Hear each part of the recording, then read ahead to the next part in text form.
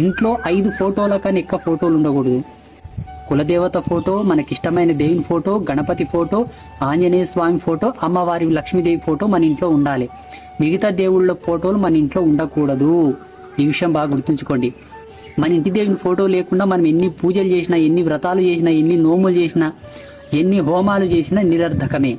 తప్పకుండా ఇంటి దేవుని ఫోటో ఇంట్లో ఉండాలి. లక్ష్మీదేవి ఫోటో గనక మనం పెట్టుకున్నట్లుంటే అమ్మవారు కమలం మీద కూర్చున్న అమ్మవారు తెచ్చుకోవాలి. గ్రీన్ కలర్ శారీ కట్టుకున్న అమ్మవారి ఫోటో, పక్కల 2 ఏనుగులు, తెల్ల ఏనుగులు ఉన్నటువంటి ఫోటో, అమ్మవారి ఫోటో, లక్ష్మీదేవి ఫోటో తెచ్చుకోవాలి.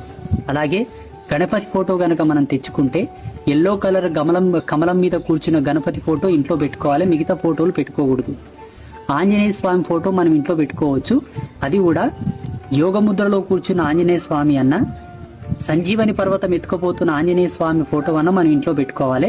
ఆంజనేయ స్వామి యొక్క ఫోటో, ఆయన శరీరం యొక్క కలర్ ఆకుపచ్చ వర్ణంలో ఉండాలి. గ్రీన్ కలర్ బాడీతో కూడుకున్న ఆంజనేయ స్వామి ఇంట్లో ఉండాలి. అయితే ఈ 5 ఫోటోలు మన ఇంట్లో ఉన్నప్పటికీ లక్ష్మికి ప్రిన్సిపల్ స్థానం ఇవ్వాలి. మనం లక్ష్మీదేవి ఫోటో మధ్యలో ఉండాలి. లక్ష్మి సుప్రీం పవర్, అమ్మవారిని మధ్యలో పెట్టి మిగతా దేవుళ్ళనందరినీ పక్కన పెట్టుకొని మనం చక్కగా పూజించుకోవాలి.